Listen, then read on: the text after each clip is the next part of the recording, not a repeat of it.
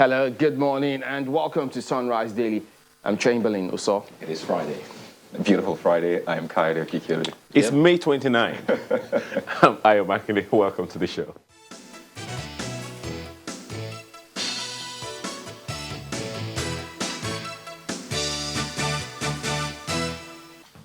Okay, well, Ayo did start out by announcing to you that it's May 29. Maybe he wants you to remember something. Well, part of that is because, you know, May 29 used to be the Democracy Day. Yeah. It used to be a public holiday. But ever since the president signed that act, Public Holiday Amendment Act, it's now June 12th is the public holiday, and June 12th is Democracy Day. Yeah. But May 29 remains the handover date. So all of the arguments still making the rounds about when, if, how. So, yes, it is. But there's a history behind all of this. Well, you know, the interesting thing about all of this is that this whole, you know, election or no election, you know, started this whole quagmire. May 29 is a product of June 12 in 1993. And 1993, the June 12, 1993 election was also a product of a lot of agitation by so many people. Civil society organizations and, you know, the rest of them, you know. So, of course, there was an initial plan to have a particular election, which was botched. And then the government of the day, Babangida's government, came up with the SDP and NRC two-party system at the time. You know, of course, what we'd always had was a multi-party system in the Second Republic. And then, of course, in the botched Third Republic, people came up with multi-party system. And then the government of the day at the time said, no, enough. Let's have two-party system. So it was NRC, SDP. They had governorship elections. They had parliamentary elections at the federal and state level. And then they were to have the presidential elections when Abiola volunteered that he also wanted to be president. At that time, NRC already had dominance in the National Assembly, and SDP was, you know, the sub-party in the National Assembly at the time. But when Abiola came in, the entire dynamics changed. And of course, all of the campaigns, everything that went into it, all culminated into, excuse me, what we can see here.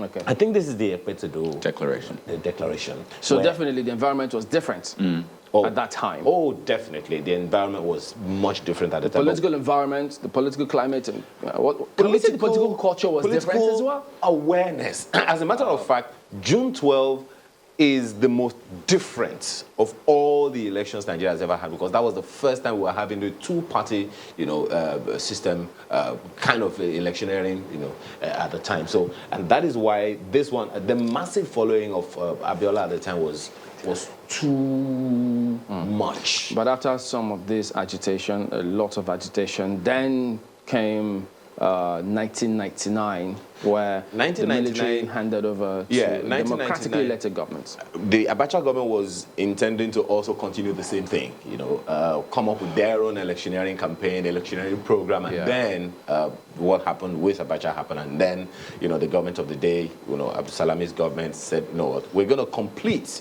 the political democratization plan of the government at the time, and then came the election that brought in Obasanjo when May 29 handover date, you know, came to be in 1999. What is important to also note is that between 1999, May 29, 1999, and this very day, there is no one that has not continued to agitate until June 2018. There is no one that has never continued. Hardly anyone who was politically aware at the time would want, you know, June 12 to be an iconic date in Nigeria. So the journey, our political journey, or a democratic journey, it continues. So trying to improve it. But there are several groups. My challenge, do one or two things. My challenge, you know, Chamberlain and Kaude, is that there is political awareness, but there is no political education. This is one of the reasons why a not too young to run campaign had to go on before young people could come into the fray. It wasn't. I don't think it is necessary. Is there a 200-year-old person in America? Let's find out. Well, Samson is available for you to ask him those questions. So maybe I'm suspecting, were you there when they were drafting some of these objectives and preamble on fundamental policies? I was in the media. So. Okay, well, Samson. Well, have you Otodo is noticed, beg your available. pardon, that Kayode has been silent? Well, maybe he's waiting. Well, it's a good keeping time to absorb, the education, the political gunpowder dry. education you talked about. He's keeping his gunpowder dry for Samson. So Samson Otodo joins us anyway. He joins us via Skype this morning. Good morning, Samson. Thank you for joining us today. But all or part of what I was talking about in terms of that awareness, the culture, getting young people involved in the scheme of things democratically. What do they think now compared to the objectives at that time? So, what's your impression when you, on a day such as this, in context of all that you've been doing, what comes to your mind? How do you relate with such a day? Well, thank you so much, Chamberlain. I think if there's one very powerful message I've just gotten from your chat this morning is that phrase, there's political awareness and there's no political education. I think it just explains it all. There's just that feeling of nostalgia this morning. And yes, it's Democracy Day. But if you look at the level of citizens' consciousness, it's risen over the last 20 years, because last year was just 2 years, 2 decades of our democracy. And you see, citizens' consciousness has risen, no doubt. However, there is still lack of, political education, and citizens are still grappling with understanding democratic institutions and how to engage those democratic institutions.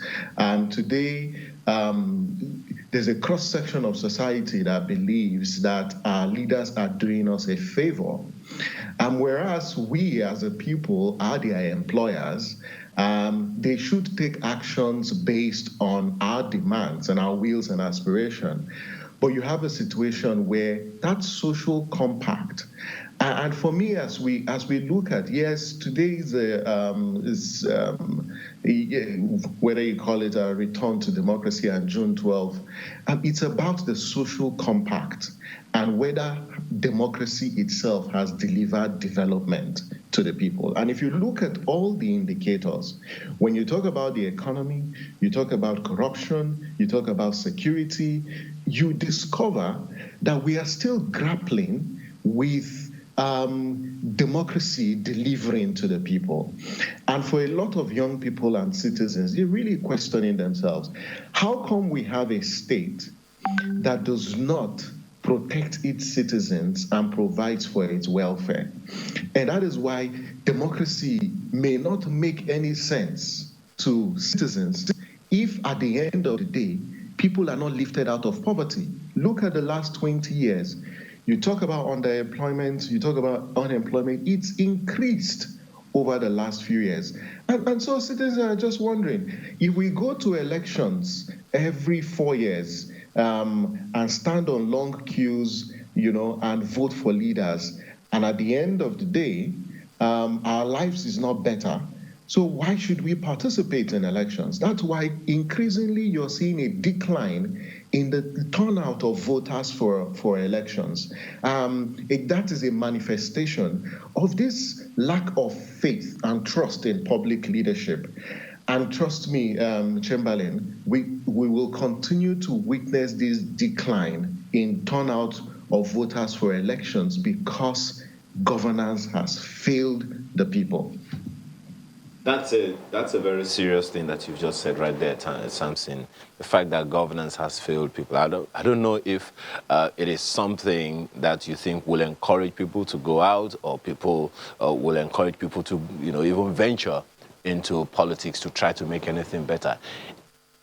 I think it's tragic for us to say that governance has failed the people, but we have to find a way to redress that. It's like saying democracy has failed, isn't it? Absolutely. And that's the point you made about political education, quite frankly. It's a very powerful point. And I hope that Nigerians would really build on this, that we need political education. And what is political education? It's simply understanding how politics works, understanding these democratic institutions, and making these institutions work for our common good. We can't just fold our hands and say there's nothing we can do. I'll give you a classic example of what's happening, and it's about the control of infectious diseases bill introduced in the National Assembly, and how citizens rose up in their large numbers to speak against some provisions of the bill. First, the National Assembly, particularly the House, wanted to pass that bill without public consultations, without public scrutiny. But citizens rose up and demanded that National Assembly to subject that bill to public scrutiny and public hearing. The National Assembly had no choice but to hearken to the voices and the demands of citizens. That is democracy at play. That kind and level of engagement that we're seeing with the in control of infectious diseases bill is what we should transport into other bills, like the constitutional amendment bills, the budget. For instance, with the budget amendment that was made yesterday, citizens engaging and asking the right questions.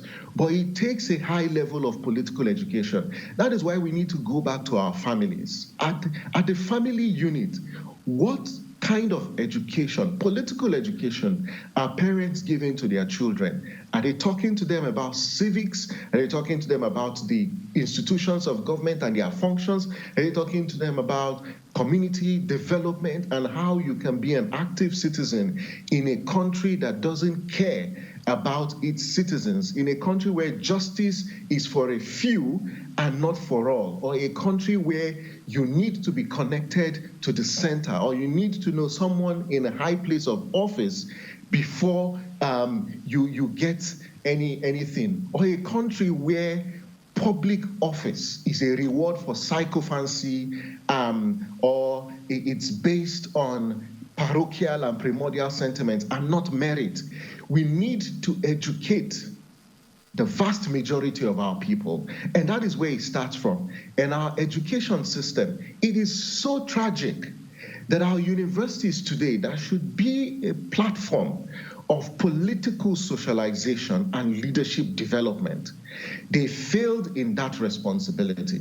But look at pre-independence and how our institutions, I was reading the book Great Nigerian Students, and it was just fascinating to see how students led the struggle for democracy and led the struggle for our independence. But today, what do we have in our tertiary institutions today? We're not grooming leaders, we're not educating citizens and students and empowering them with how to be effective citizens in society. And then, of course, the media and even our government institutions. Now, if you look at our institutions, and when I reflect over the last 20 years of our democracy, I look at our democratic institutions and whether these institutions have evolved over the last 20 years to promote their constitutional mandate and deliver results to the people. And quite frankly, it's such a mixed bag. Yes, there have been some marginal gains, but I dare say that we still have very weak democratic institutions. That is why upholding rule of law and constitutionalism has been a fundamental challenge. Look at the judiciary today. We talk about the independence of the judiciary. In the last few years, if I can just speak. Just a moment, if I can just pick on something you raised. I mean, you're talking about the people, the role of the people. And I recall this time in 1999, May 29, 1999, the speech that was given by President Olusegun Obasanjo, then saying that he's not a miracle worker. He went on to say, "It will be foolish to underrate the task ahead. Alone, I can do little." And he went on to say that, people have to make sacrifices and all that. 21 years after, really, you've talked about the institutions, and these are challenges that we talk about every day. And mentioning the people, because truth is this, It is the people that pushed for this. The people went to the polls to elect their leaders. The people gave their support. So yes, we have these challenges, but how do people begin to ensure that their yearnings are met? I think a very fantastic question. And I will say that over the last 21 years, the people have risen up at different times, and they've been defining moments in our democracy that have been inspired by citizens' action. If you look at the Save Nigeria period with the Yaradua saga, it was about citizens that rose up, to demand that action that led to the whole invocation of the introduction of the doctrine of necessity. If you look at the Not Too Young to Young movement, it was citizens also rising up. But what does it take? First, it takes an active citizenry, active civil society, and a very powerful media. First, it starts with the mindset. There's a deficit of trust in our public space today. People do not trust government. And it is obvious, and we can't blame the people. Because how do you expect citizens to trust public institutions and government when government make promises and don't fulfill those promises? So there's a deficit of trust, and it impacts on our attempt to develop our country. So we need to begin changing the mindset of people and letting them know that it is possible, that yes, whilst the state is very, very powerful, citizens can be more powerful than the state, and engaging in collective action. And when we change that mindset and give citizens hope, we need to show them how. The how is very, very important. You know what is interesting, and you hear legislators complain about this, that what is the core function of the legislature? There's a misunderstanding of the role of the legislature. Oftentimes, you hear legislators being bogged by demands by their constituents. Either someone is getting married, they want the legislator to sponsor their marriage, or their kids are in hospital, or they need to pay their house rent. Those are not the functions of your legislator. Your legislator is meant to make laws for the good governance of the country, hold the executive to account, to perform those functions that it ought to perform, and then representation. That's a function of the legislator. So we need to educate citizens on the roles of our government institutions so they know who to ask. They know when to ask the right questions to the right institution and at the right time. It is very, very important. That education is critical. Then, of course, the value of the vote. And you see, over the last 21 years, we've seen that increase in voter or vote buying or vote selling or vote trading, as we will call it. And citizens are more disposed to immediate gratification as opposed to delayed gratification. Because at the end of the day, democracy itself is about gratification. I give you my vote. When you get into office, you take decisions on my behalf and provide goods and services. It could be healthcare, it could be infrastructure, it could be roads, it could be education. Yes, I need that gratification because that's why I'm voting for you. But people have, a lot of people have focused more on the immediate gratification, collecting those pittances that they get at all right, Samson. Well, pardon me, what we'll do is we'll come back to some of these issues and to you, the points that you have made. But guys, we've had several people on the program, politicians, who will tell you that, look, it's one thing for us to, shall I say, hypothesize, because they think that all of those responsibilities that are supposed to be theirs on paper, it's not how the people see it. Because when you go during the electioneering process, he talks about frustration, the voter apathy, people trust that it almost cuts across. And so as a result of that, people then feel, look, you're coming to campaign now. This is the time that I have with you, because hereafter, you won't see me, you won't have my time, you won't even listen to me. So if you want me to vote for you, you have got to do what you have to do now. And the danger about that is when that happens, those politicians who are involved then think, Okay. So if I paid you now, when I get in there, it's time to pay myself. Or it's time to recoup whatever it is that I've done. So it's a sad angle. It's a vicious cycle that needs to be corrected. And it's good you paint that picture so we understand where it started from. So we don't just wonder, how did we get here? So it actually started from somewhere. If you don't yield, and I know this is quite controversial, but let's drop the sentiments. Let's try to be objective as much as possible. If you don't yield at that point, if you realize that, well, this is my government, this is my nation, this is my thing, because I know there's that sense that when people get in government, it's like government money is free money in court. But no, this is actually our nation. And I feel that if we don't yield at that point, if you ensure that all through the 4 years, I mean, you see some people write letters on a daily basis to their councillor saying, well, there's a pothole in our area. If you write it first time, you write it second time, go to the office third time, fourth time, because it's your thing, it's like your business. Then someday the councillor will say, you know what, let us resolve this so we'll at least get this man or this woman off our back. So really, if we see government, this nation as ours, then it will make sense. Talking about seeing government, or part of what you guys have highlighted is, at that time, a lot of people felt we owned the process. So the mindset was different. They owned the process because they had someone they could trust. And they could relate with. But it was someone from amongst them. Exactly. So, I mean, we're still electing people from amongst us, right? Oh, really? So what changed? How do we correct it? Those are part of the issues we'll focus on next when we return. Stay with us.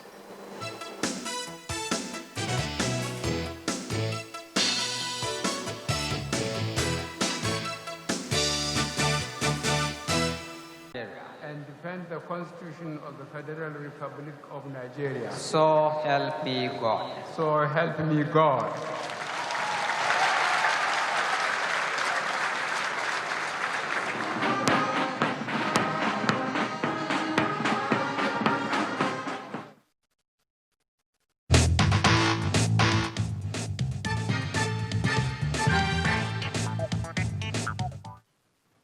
The military wanted to make sure that they continued being taken care of by the whoever took over government and so on. Even though Abiola was with them, they could not trust Abiola to continue favoring the military in the affairs of the country. They didn't think the role the military played in politics and the economy of the country will continue. Abiola was more likely to turn to welfareism against the military and so on. So they really didn't want him. And not only that, Abiola knew a lot about the military. A lot about. They created him. They created Abiola's wealth. I know he was qualified chartered accountant. He had a lot of opportunity. But the military helped him a lot more. And he knew about them. They were afraid. Now, also in the course of the campaign, Abiola made a mistake by calling his friends, the military, mad dogs because of certain events that happened concerning his son and so on. And the military couldn't tolerate that. Now, the third and most important reasons also is that the power base in Nigeria was in the north. And those powerful forces in the north didn't want Abiola. I think they regarded him as, well, in spite of religious this thing, they still didn't want Abiola to be the president because they knew that they could not play the dominating role in the economy in particular that they played before. Well, it's May 29. 21 years ago, we began Fourth Republic, and of course, there were a lot of expectations from military to civil rule, and 21 years down the line, this is where we are. Politics, democracy is supposed to be one that will produce, better life for people and all of that, and that is why people go to the polls to elect. Maybe I should use a better word. Appoint, employ people that will work for them.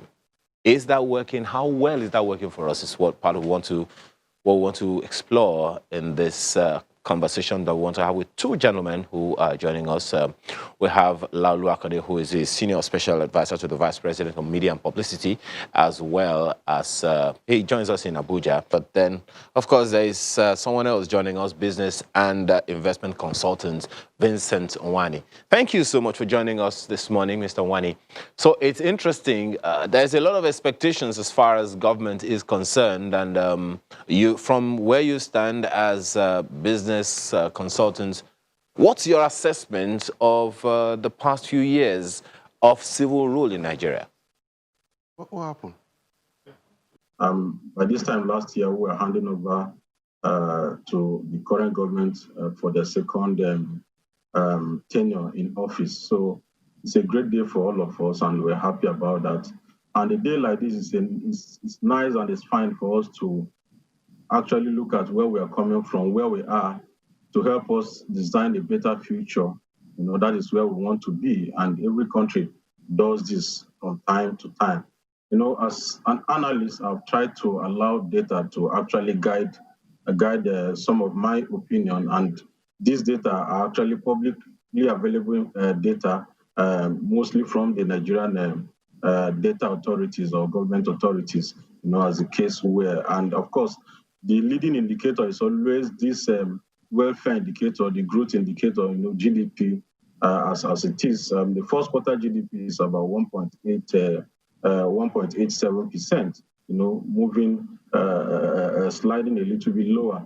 Of course, fairly better from what we had expected because of the COVID-19 pandemic. But again, as the Minister of Finance actually alluded, that we are heading to another recession after the 2016-2017 experience. That is also something that is going to shock the economy a little bit further. But you also look at other macroeconomic indicator or social indicator or quality of life indicator. Largely, it's not looking very well. And what we try to do is to look at the target that government itself set for themselves, how much they've achieved some of these targets, what is the variance or what is the gap. And I want to give an example. This government have released about 7 different executive orders. How far have we achieved some of these executive orders? How far have we moved them from just paperwork, publicity, to actual delivery outcome and result? If I go by the payback, okay, but let me even start with the economic recovery and growth plan. The indicators, the performance indicators, the target we set for ourselves. Unfortunately, we have not been able to achieve most of those targets. 2017 to 2022 plan, ERGP plan, GDP growing up to 7% during the period. This is 1 year to go when we're doing 1%. Foreign direct investment or private investment accumulating to something close to 230 billion. These are the milestones we set for ourselves. Generation of electricity and distribution up to 10,000 megawatts. We're still hovering around. We'll take we'll take a closer look at those figures and those yardsticks that you are measuring out for us. And of course, we'll also be able to take Mr. Laolu Akande up on some of them when we return from this break. Just stay with us.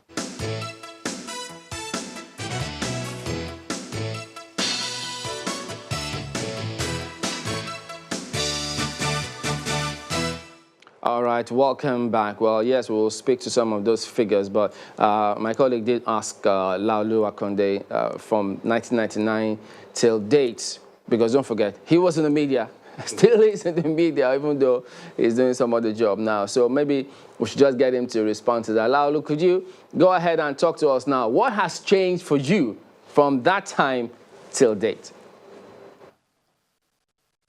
Thank you. It's the fact that the Nigerian people have gotten the opportunity for up to 2 decades now to fashion out their desired destiny for our own country.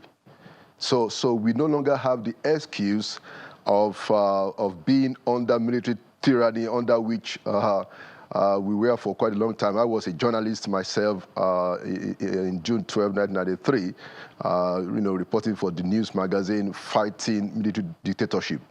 So I think the most important thing is that we have gotten the opportunity as a people to determine what it is that we want to make about our own lives. But over the past 21 years, between 1999 and now, straight democracy, the longest of it you would know as a media person. Within 1999 and now, 2020, what has changed? Well, so we have been able to, like I said, to establish what is becoming, a political culture of owning the process. So you have Nigerians who are in power, whether it's at the federal, state, local government level, whether it's in the legislature, or even the kind of leadership that we have been able to throw up in the executive. For instance, now, I can tell you very easily that we have the kind of leadership in government that takes the interest of the people very, very seriously. A leadership that is committed to public integrity and trust.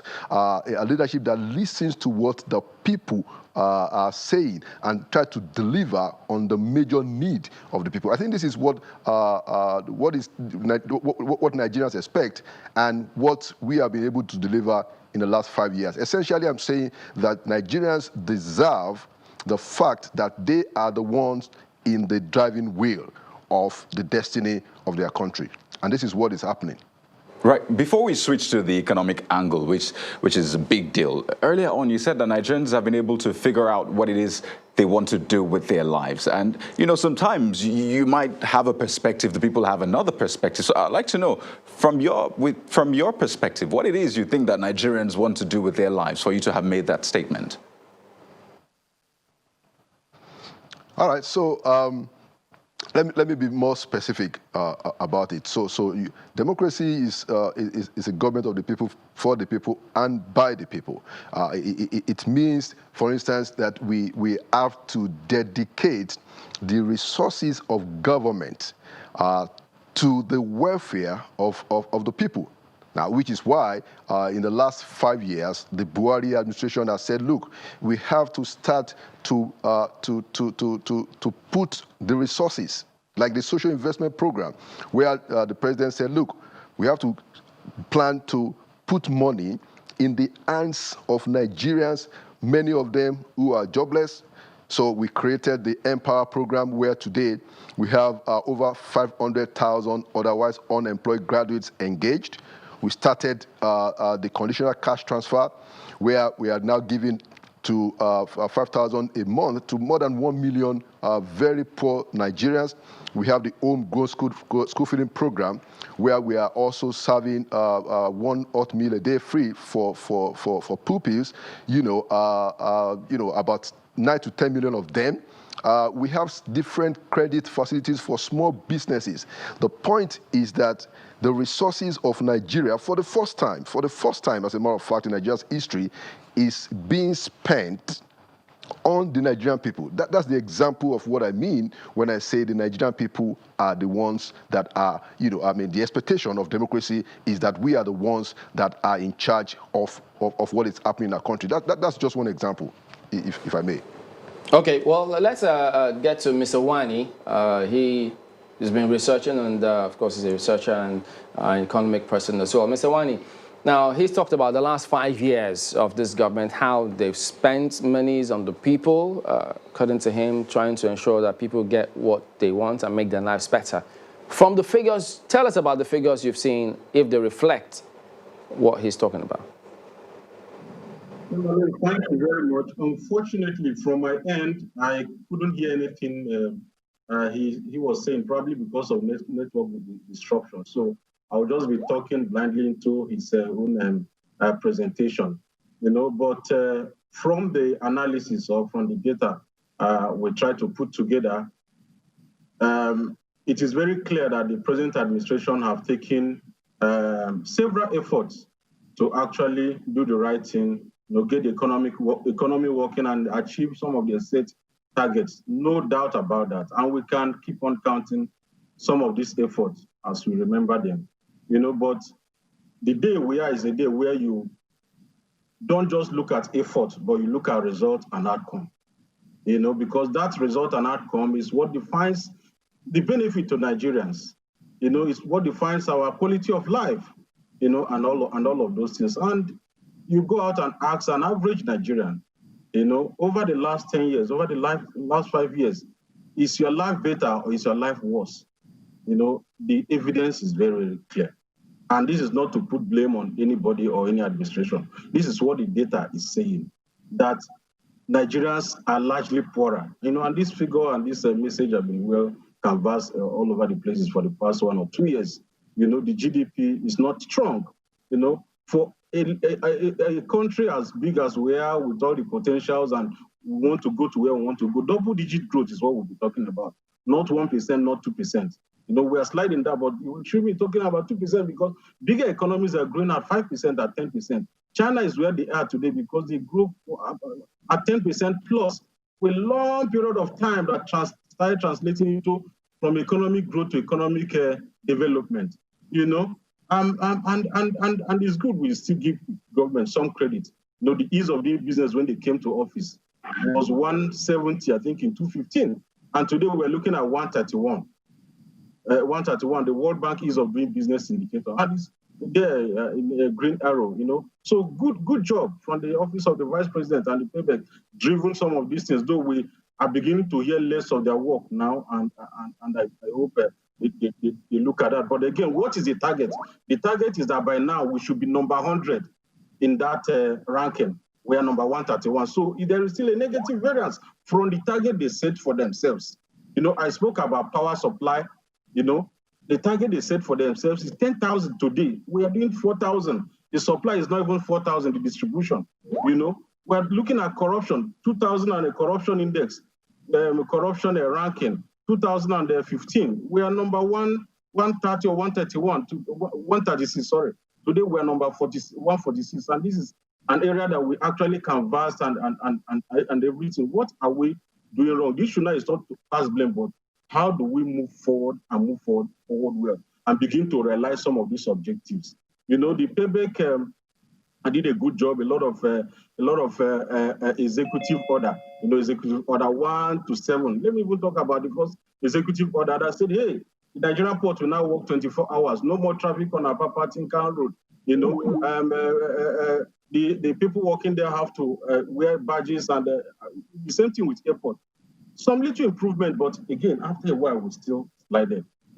Today, trading across border, which measures the efficiency of our port, is still about 181 out of 185 countries. In the ease of doing business ranking, we've not done well there. And that is the gateway to the country in terms of non-oil products or non-oil economy and diversification that the ELGP, Economic Recovery and Growth Plan of this administration, was anchored on in 2017. So a whole lot of indicators. I don't want to talk about exchange rate that was 199 or 197 in 2015. That is now around 380. And if you go to the ordinary road or the parallel market, you could get it at 440, 450 as the case were. You speak about inflation. You speak about unemployment, 8%, 2015. Today, the last data we saw was in 2018 July at 23%. If you look at it, I'm sure it should be up to 30% today. So some of this data, quality of life data, social data, economic data is not speaking well. And I'm not the author of those data.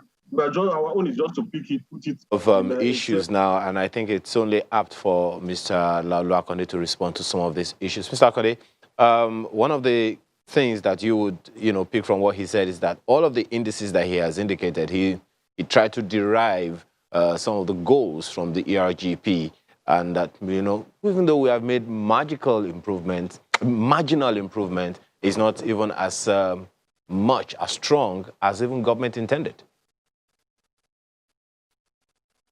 Well, thank you. Let's talk about the data, and I'll just give one example.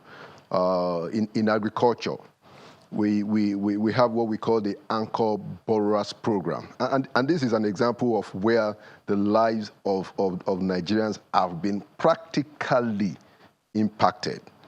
200 billion has been given out to over 1.5 million farmers who are into 16 different commodities.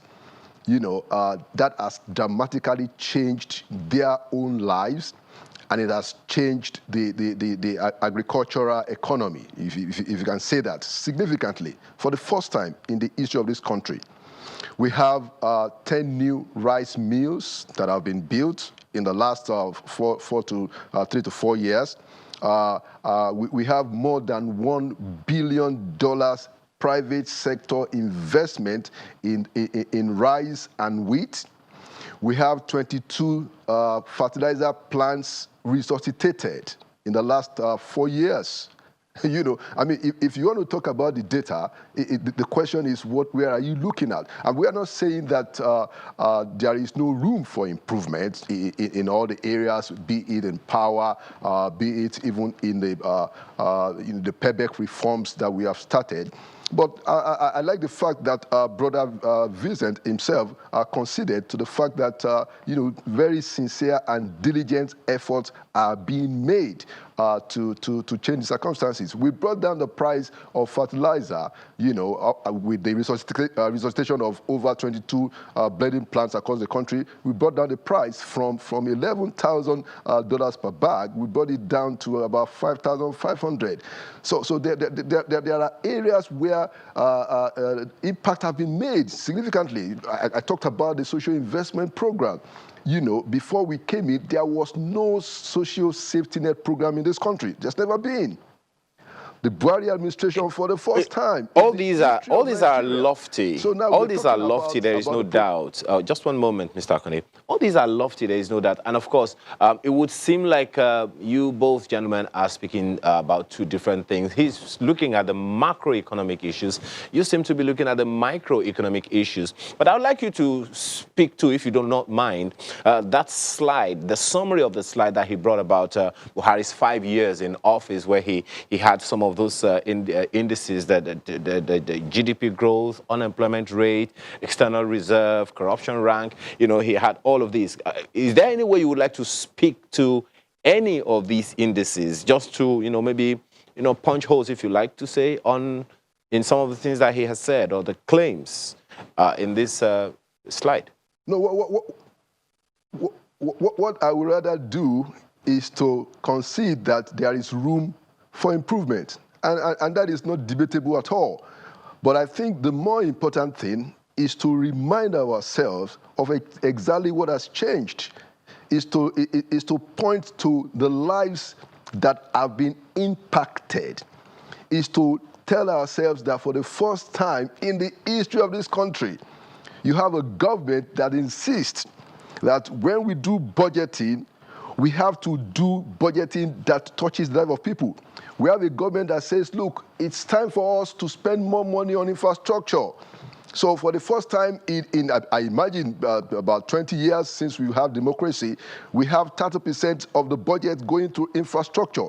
Now, I mean, I did say that Mr. Vincent has made important points, you know, that is notable, but we cannot deny the impact that we are making.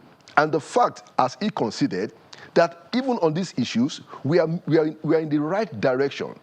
You know, this is what is important. This is what is important. It's not a debate. It is to say what has happened to Nigerians and what is this government doing to impact positively the life of our people. And there are huge testimonies all across the place of what is happening. Look at the what is happening in technology, how we have been able to bring more resources and to inspire Nigerians to realize their own ambition. Look at how bigger the technology sector is increasing, even in our gross domestic product. So I do agree with him that we have room to improve, and this is what government is all about, to see the areas that we need to touch on. What can we do better? You know, I mean, he talked about the business environment reforms, where for the first time, you know, twice in the World Bank rankings, they have said, the World Bank, this is the World Bank, they said that the Nigerian economy,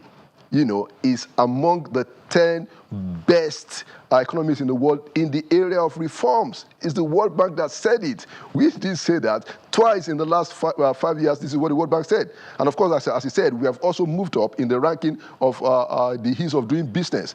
So the point that we are making here is that let us focus on the fact that, yes, you know, there are improvements, but the Buhari administration is taking this country on a right path. The direction that we are going is the direction that we should be going.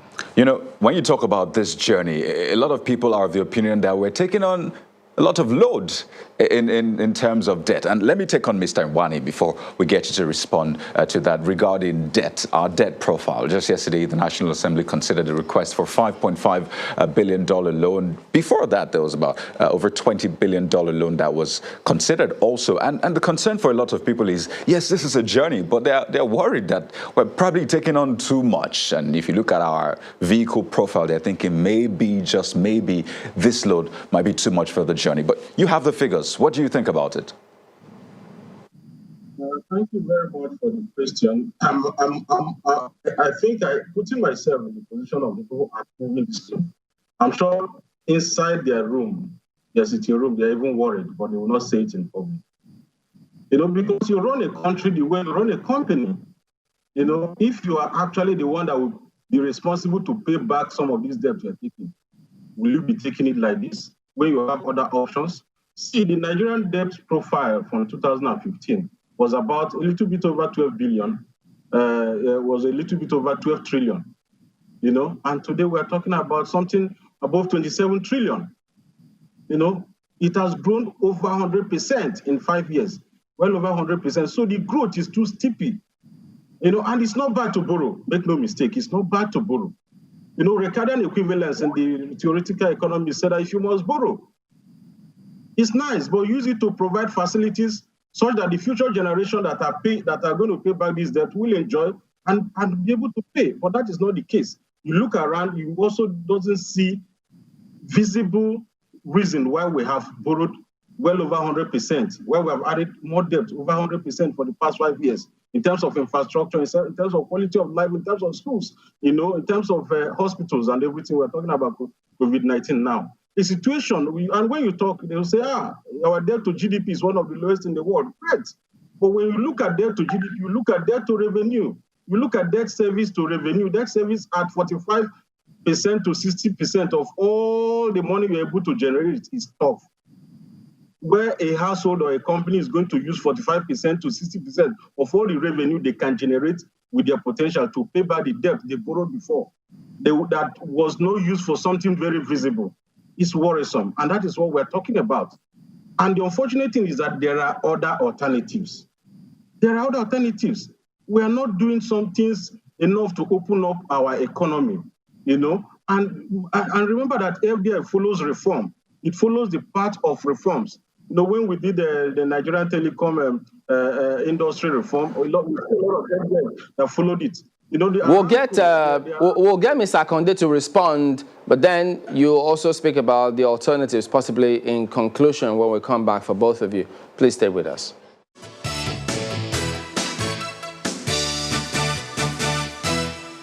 Well, let's get Laudo to respond to some of the concerns that has been raised about the debt profile. He compared the debt to the GDP. So, Laudo, give us your concluding thoughts on some of those perspectives. Chamberlain, so a few things. Number one, we have tried to reduce borrowing costs, quite significantly. So for instance, we are doing more of domestic borrowing, and the cost of that is going down. So and then a lot of these loans are concessionary loans. Then we are also working very hard to raise revenues. It is said that there are a lot of options. I mean, for us, every option is on the table.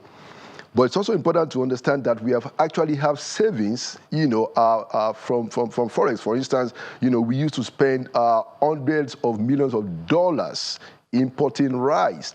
That has come down significantly. So there is important savings that is also happening.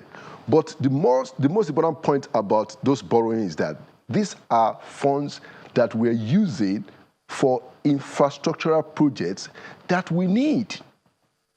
The truth of the matter is that while I agree with him that we should look at all options, which we are doing, you cannot doubt the fact that borrowing is an active option that you got to use. So we have a huge infrastructural deficit in this country, whether it's in roads or power or rail or housing. It's just all over the place. And we said, look, we want to spend, we have been spending 30% of the budget on infrastructure, which wasn't the case. Other government spends as less as 10% at times.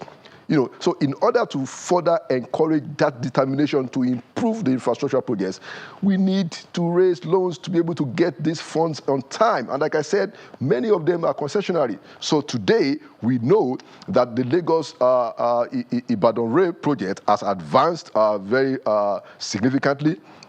I think by this year it will be completed. We have the Ajaokuta Itakpe rail. We have the Abuja Metro line. We have the Abuja Kaduna rail. All of these are already in place, and there are other significant infrastructural projects across All right, Mr. Akonde. That is the reason why we need these funds. I need to bring in Mr. Wani to give his concluding perspectives as well. Mr. Wani, what should we be doing moving forward? See, it's a thing just when Nigerians are that we cannot borrow our way out of this crisis. Even if we decide to go and borrow $100 billion US, it cannot solve the problem. Let's reform. And this government came in with this poster of reform. Let's reform, sectoral reform. Political reforms is what we need. See, foreign direct investment follows reform. It follows reform. Let's reform our power sector. Let's reform our infrastructure sector. Let's incentivize PPP to happen in the oil industry. $100 billion was lost over the last 5 years due to non-passage of the PIB. Let's reform the NNPC from being a regulator and an operator to something else, like everybody is doing in the world. Aramco of Saudi Arabia raised over $100 billion just by selling 5% of the equity last year. Within 2 weeks, we can do so. Let's leverage on the example we saw with NLNG and replicate it across board. Reform is the answer, through which FDI will come in, investment will come in, and we stop borrowing to save a future generation and this country. All right, Mr. Vincent Wani, a business and investment consultant, as well as Laolo Akonde, who is the Senior Special Assistant to the Vice President on Media and Publicity. Gentlemen, thank you very much indeed for joining us today. And, well, we can't say Happy Democracy Day now. It's going to be June 12th, so... have a great day. Well, that's what we'll have to say, because we will do our best to have a great day, no matter the circumstance. Yeah. And I would think you should as well. Thank you for watching. We'll see you next week. I'm Chamberlain Oso. I'm Kayode Kikiolu. I'm Ayo Makide. Have a wonderful day.